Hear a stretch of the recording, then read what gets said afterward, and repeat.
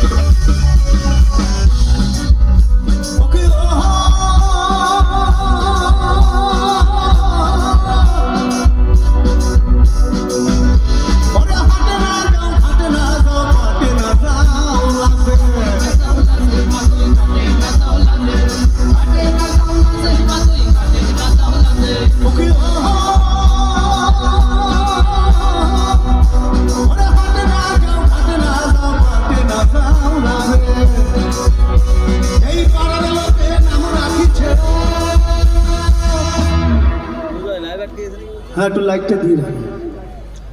চারোদিকেই পাড়া আছে, অসুবিধা কিছু না। শুনলেন কলঙ্কিনী রাধা?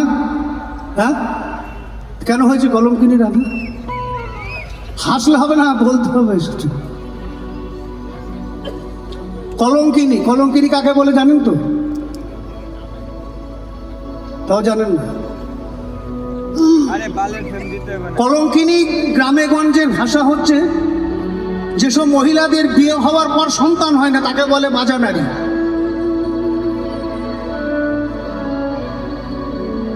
এখন তো এই প্রথা উঠে গেছে, এখনো আছে কিন্তু গ্রামগঞ্জে একবারে কিন্তু ধুয়ে যায় না।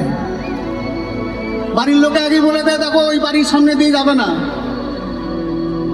তা আমি বলি একদম উল্টো, তার সন্তান হোক আর না হোক সে কিন্তু মাই।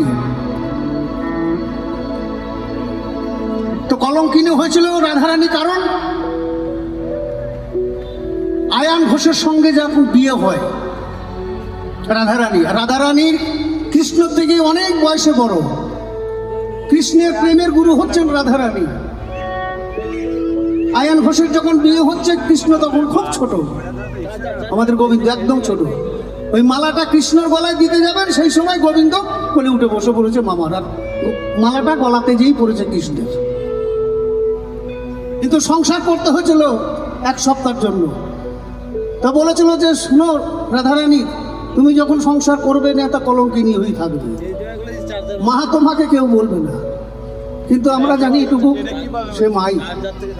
আমরা শুধু জয় রাধে বলি, কোথাও রাধে রাধে বলি, মা বলি না, ঠিক কথা, কিন্তু সে মাই। এই নদিয়াবাসী নাম রাখিছেন কলঙ্কিনী রাধে, মাঝি চলে না গায়ো।